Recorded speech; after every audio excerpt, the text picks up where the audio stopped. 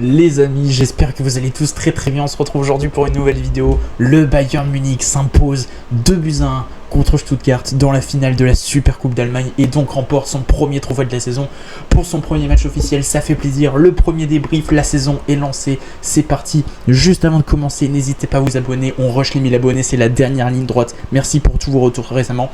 Et sans plus attendre, on va commencer les amis par parler de la composition d'équipe. Alors évidemment, j'en avais parlé dans ma vidéo avant-match. Moi, je voulais à tout prix avoir Lennart Karl en tant que titulaire. Maintenant, je commence à connaître Vincent Kompany. Ça fait plus d'un an qu'il est au club et je savais que ça allait être Serge Gnabry et que évidemment, Lennart Karl et même les jeunes de manière générale n'allaient pas commencer en tant que titulaire. Et honnêtement, quand j'ai vu la composition d'équipe et que j'ai vu que Serge Gnabry était titulaire, bon, forcément j'étais déçu et j'avais un peu d'inquiétude parce que ça veut dire que Michael Olise jouera du coup en tant que numéro 10 et on l'a vu ce soir, Michael Olise en tant que numéro 10, c'était compliqué, ce n'est pas son point fort, ce n'est pas sa meilleure position, il n'a pas énormément de liberté, il en a plus sur son côté droit et on a vu qu'à chaque fois que Michael Olise, mis à part les longues passes comme on l'avait vu contre Tottenham notamment en amical, c'est que sur le côté qu'il essayait d'être un petit peu dangereux et aujourd'hui on a eu un Michael Olise un peu compliqué alors que Serge Gnabry, à la surprise générale, a été plutôt bon. Il a fait une première mi-temps assez intéressante. Il a été passeur décisif encore une fois pour le but de Luis Diaz qui a marqué son premier but. On en parlera juste après.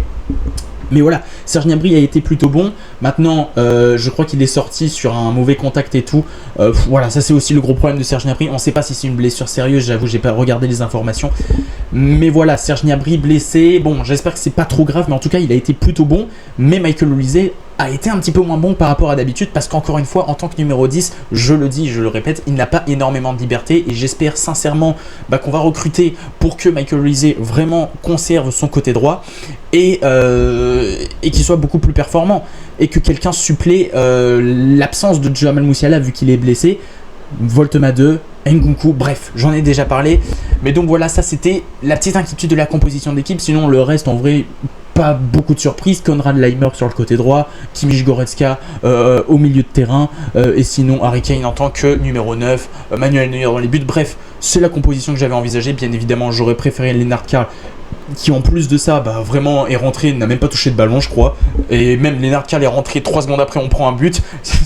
Kompany va croire que finalement il ne faut jamais faire jouer les jeunes, mais bref, en tout cas voilà en ce qui est de la composition d'équipe. Voltema 2 a joué du côté de Stuttgart et je vais commencer par un premier point, c'est que Voltema 2 s'est fait littéralement pocket par Dayot Upamecano qui a encore une fois sorti un match de patron du début jusqu'à la fin. En plus, cette version de Dayot Upamecano que je vais appeler dès à présent Dayot Upamecano Chocobon, je sais pas comment on va l'appeler, mais on va trouver un surnom parce que cette version de Dayot Upamecano, le crâne chauve, luisant comme Vincent Kompany, elle va faire des dégâts et la première victime, c'est peut-être un joueur qui va venir au club. Et je pense que quand tu vois Harry Kane soulève un trophée et que toi t'es là avec ta médaille d'argent en train de voir ton adversaire soulever un trophée, adversaire qui est intéressé par toi et toi t'es intéressé par lui, je pense que la Voltema 2, peut-être que ce match ça va être un déclic pour lui et que dans les prochains jours, d'ici la fin du mercato, il viendra au Bayern. Donc on sait pas, mais en tout cas le match de Dayot Upamecano, encore une fois, il a été extraordinaire. Extraordinaire à côté de Jonathan Tah qui a, comme prévu, comme ce qu'on voit depuis qu'il est arrivé au Bayern, a montré beaucoup de choses, beaucoup d'impact physique. Attention par moment parce que des fois ça peut avoir ses limites, mais c'est vrai que franchement il est quand même dur sur l'homme et sur ça. Bon, on s'en doutait un petit peu, même avec Leverkusen déjà c'était le cas, mais franchement, en vrai de vrai, ça fait du bien d'avoir des joueurs physiques comme ça, surtout comme des attaquants quand Nick Voltema 2 qui font quasiment 2 mètres et qui là aussi sont durs sur l'homme. Ça fait du bien d'avoir des défenseurs centraux comme ça, mais attention à ne pas être trop agressif non plus, parce qu'à partir du moment où un défenseur central prend un carton jaune, après ça reste sur un fil tout le long du match, donc c'est un petit peu compliqué. Donc Dayot Upamecano exceptionnel, ça fait partie pour moi des hommes du match. Maintenant, Konrad Laimer, on va essayer de faire poste par poste un petit peu, c'est un peu dans le désordre, on a quand même gagné un trophée, c'est l'euphorie. Konrad Laimer, qui l'année dernière était un des meilleurs joueurs du Bayern Munich, qui est peut-être un des joueurs les plus sous-cotés au monde, a peut-être fait l'un de ses pires matchs aujourd'hui. Alors, on va pas lui en vouloir parce que jusqu'à présent, je crois qu'il n'a jamais joué à son poste depuis qu'il est au Bayern. Il a toujours joué à droite, il a très bien dépanné, mais aujourd'hui, je pense qu'il a montré ses limites en termes de défenseur droit, parce qu'encore une fois, c'est pas son poste de prédilection, mais je vais pas lui en vouloir. Mais c'est vrai que à chaque fois, il était en retard, les retours défensifs, c'était compliqué. Les ailiers, par contre, ça, on va y revenir, que ce soit Olise et surtout Luis Diaz. ont été présents dans les retours défensifs et ils ont fait des efforts. Et ça fait énormément de bien. Même Serge Gnabry, par moment, il a essayé de faire 2-3 retours, ça a fait beaucoup de bien. Mais c'est vrai que Konrad Laimer, vraiment, tu sentais qu'aujourd'hui, il était en freestyle total. C'est-à-dire que vraiment, défensivement, c'était pas son jour, c'était un peu compliqué. Par contre, je n'ai rien à dire sur sa projection offensive qui est toujours très très bonne. Et de toute façon, c'est un joueur qui est réputé pour ça, d'avoir une très bonne projection offensive. C'est un joueur, même avec Leipzig, il a montré de très bonnes choses. Même si par moments, c'était un petit peu brouillon. Même à la fin, il s'est vraiment donné à fond. Ça, encore une fois, c'est un truc qu'on peut pas reprocher à Konrad Laimer, c'est qu'il vraiment se donne à 100% à chacun de ses matchs, à un tel point qu'il est sorti avec des crampes, je crois. Donc voilà. Mais par contre, il y a une action, heureusement qu'on gagne 2-1 à l'arrivée, mais il y a une action où il est tout seul, il y a un contre un à jouer. Le mec, tu sais pas pourquoi, il tente de faire un lob. T'as l'impression qu'il fait une paninka. Je n'ai pas compris le move, je crois qu'il a même pas cadré sa frappe, alors que vraiment il suffisait de mettre une praline dans les filets. Mais non, un gros lob, on n'a pas compris. Franchement, le match de Konrad Laimer, je vais pas vous mytho que c'est peut-être le plus mauvais que j'ai jamais vu depuis qu'il est arrivé au Bayern Munich, sans pour autant avoir été catastrophique non plus. Mais c'est là que tu vois aussi qu'il y a quand même des lacunes défensives. Sacha Boey a fait plutôt une bonne entrée, ça aussi, il n'est pas à négliger, même si c'est vrai que sur le but qu'on encaisse, bon, en termes de marquage, il y a quand même 2-3 choses à revoir. Mais bon, heureusement, il n'a pas eu énormément d'impact, parce que je crois que quand Stuttgart marque, le temps additionnel, il est terminé. Mais bon, c'est vrai que, encore une fois, comme je l'ai dit dans mon avant-match, j'aurais aimé partir de ce match avec le trophée et un clean sheet. Malheureusement, on repart pas avec un clean sheet, mais par contre, on peut s'estimer heureux. Parce que Stuttgart n'a pas eu énormément d'occasions. Dans l'ensemble, c'est le Bayern qui a été dominant. Mais sur le peu d'actions qu'a eu Stuttgart, qui sont vraiment des vraies actions très dangereuses, Manuel Neuer. Alors je l'ai critiqué l'année dernière, et à juste titre, et je maintiens toujours mes propos sur le fait que, l'âge le rattrape, il est à la fin de sa carrière, c'est peut-être sa dernière saison en tant que joueur du Bayern Munich, et peut-être même en tant que joueur de football tout court, on ne sait pas. Mais même si c'est sorti par moment, et l'année dernière ça nous a porté préjudice, là franchement il t'a sorti des parades et des réflexes. Mais je vous le dis, le meilleur gardien de tous les temps c'est Manuel Neuer, bien évidemment ça n'y a pas de débat possible. Mais en termes de réflexes, je n'ai jamais vu un gardien aussi fort. Peut-être à la limite Thibaut Courtois, mais qui n'arrive pas à l'échelle de Manuel Neuer. Les gars, les réflexes qu'il a, déjà en première mi-temps, sur le dernier quart d'heure, Stuttgart était plus dangereux. Mais en deuxième mi-temps, c'est le buteur de Stuttgart, j'ai oublié son nom, mais qui fait une frappe avant qu'il marque son but. Neuer te sort une parade. C'est absolument exceptionnel, à un tel point que quand tu regardes la caméra, le point de vue de l'arbitre, t'as l'impression que c'est la barre transversale. Tellement la main, elle est ferme. La main ferme de Manuel Neuer. Et ça fait plaisir. Franchement, Manuel Neuer, qui en plus de ça était élu homme du match, parce que sans lui, en vrai de vrai, Stuttgart, je pense qu'ils arrachent l'égalisation, et peut-être qu'on va au tir au but, très sincèrement. Et ça fait plaisir de voir un Manuel Neuer comme ça, très à l'aise encore une fois, balle au pied, etc. Même si encore une fois Stuttgart n'a pas été ultra dangereux, même s'ils ont eu des gros moments de domination où, par moments, on a vu nos lacunes défensives, et bien évidemment toujours les mêmes, surtout sur les contres. Mais il a répondu présent.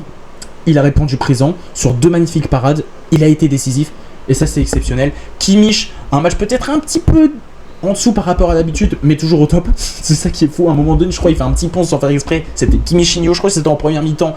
Il te fait une action, il te met un joueur de Stuttgart dans le vent. C'était assez incroyable. Goretzka. Alors Goretzka, va falloir qu'on m'explique.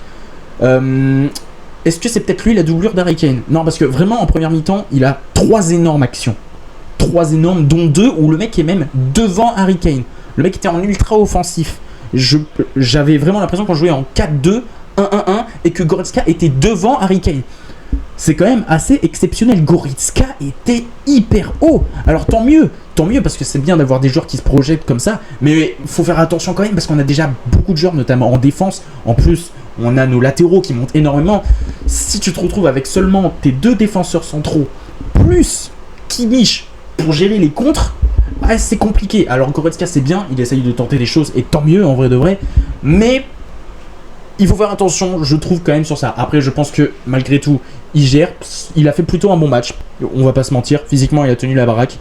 La qualité de passe, par moments, c'est à revoir. Mais je pense que globalement, il a vraiment fait un bon match. Et ça peut-être fait partie des meilleurs joueurs. En tout cas, en première mi-temps, c'était, je pense, le meilleur joueur. Parce que la première mi-temps, c'était le dernier quart d'heure, surtout, on était vraiment un petit peu en dessous de ce qu'on pouvait proposer habituellement.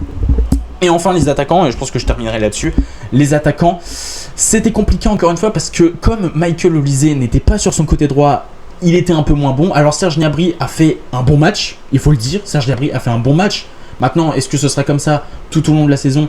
J'ai des doutes. Alors, les commentaires du match, je crois que c'est Jean-Charles Sabatier et Patrick Guillou qui disaient qu'il s'est remis de tous ses pépins physiques. Bon, là, on a vu qu'il est sorti du match en boitant quand même. Il a pris quand même un sacré coup parce que il a tenté un lob, je crois, dans la foulée du deuxième but de Diaz. Il a tenté un lob. Malheureusement, je crois qu'il s'est pris un coup de physique par je sais pas quel joueur de Stuttgart et il est mal retombé. J'espère pour lui que ça ira bien.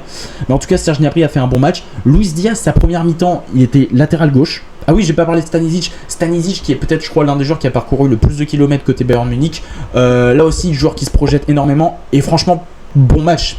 Très bon match que ce soit. Bon, défensivement, évidemment, il était un peu moins présent. Par contre, l'apport offensif de Stanisic dans ce match était très bon. Et justement, j'ai trouvé que avec Luis Diaz, les deux ont vraiment fait un bon match. La première mi-temps de Luis Diaz, c'est vrai qu'offensivement, c'était compliqué. Et même toute la pré-saison, tout le monde lui crachait dessus en lui disant ça manquait de finition. Moi-même, je disais, putain, il manque ce truc dans la finition quand j'ai vu le Bayern Tottenham au stade. C'était un peu frustrant. Mais par contre, une chose que j'avais dit même dans mes TikTok, dans ma vidéo, quand Luis Diaz est arrivé, les retours défensifs.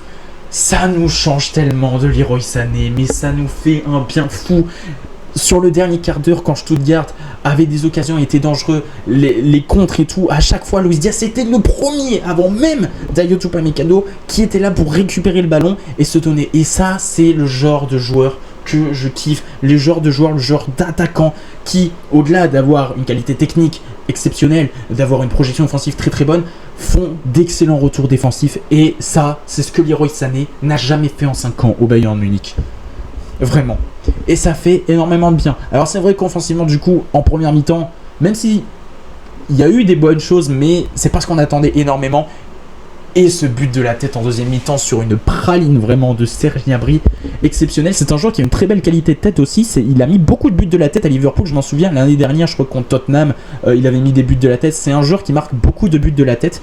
Et ça fait plaisir. En plus, la petite célébration en hommage à Diogo Jota. Non, franchement, ça fait plaisir. Luis Diaz, premier but avec le Bayern Munich en Super Coupe d'Allemagne, qui permet en plus de ça de gagner un titre. Harry Kane, buteur encore une fois, comme d'habitude. Ça fait plaisir qu'il démarre sa saison. On espère encore une fois qu'il va tout casser. Mais bref, en tout cas, ça fait plaisir. Les changements de Vincent Kompany, va falloir qu'on en parle parce que quand t'es mené 2-0, c'est vrai que t'as peut-être envie de maintenir le score, mais franchement, Stuttgart n'est pas hyper dangereux. T'as quand même tes ailiers qui font les retours défensifs. T'as une charnière centrale qui fait le taf. T'as Joshua Kimmich qui est là aussi, qui a fait énormément de replis défensifs. Et sur ça, il a été très bon. Franchement, le fait d'avoir fait rentrer Minge, Guerreiro, à la limite, je peux comprendre, mais Minge, pourquoi? Qu'est-ce que ça te coûte? Je demande pas que tous les jeunes rentrent, mais juste au moins Lennart Karl. Lennart Karl n'a même pas touché un ballon. Franchement, pour moi, à la place de Minge, tu fais rentrer Karl, tu laisses Upamecano qui est bon. Je sais pas, ou alors peut-être que si tu veux faire sortir Upamecano, tu fais rentrer Guerreiro et tu mets Goretzka en tant que... Je sais pas, mais pourquoi à tout prix faire rentrer Minge? Pourquoi ne pas faire rentrer les jeunes? Vraiment, ça c'est quelque chose que je ne comprends pas, surtout dans un moment où voilà, Stuttgart est un petit peu en difficulté, n'a pas vraiment énormément d'occasions, où tu gères défensivement, t'es solide et tout. Non, ça c'est un truc, c'est vraiment des fois les choix de Vincent Kompany, je comprends pas, je sais pas à quoi il joue par moment. Et ça sera la dernière chose que je vais dire là-dessus, parce que globalement, je tire beaucoup de choses positives de ce match, j'ai vu de bonnes choses. Le seul doute que j'ai, et ça c'est un doute que j'ai depuis le début de ce mercato, c'est la profondeur de banc. Même si les entrants ont été corrects, même très corrects, pour moi, ce ne sera pas suffisant dans des matchs avec de très grosses intensités. Moi, c'est ce que je dis. Et je terminerai là-dessus. Il y a encore du travail à faire dans ce mercato, même si encore une fois, on a fait un beau match et que c'était correct. Mais pour moi, il faut encore se renforcer à certains postes. Parce que contre des plus gros adversaires que Stuttgart, ça va nous poser problème. Et j'ai pas envie de finir comme l'année dernière avec l'Inter de Milan, où on sort à cause du fait que nos remplaçants ne répondent pas présents quand nos titulaires sont blessés. Voilà les amis, encore une fois j'ai beaucoup parlé.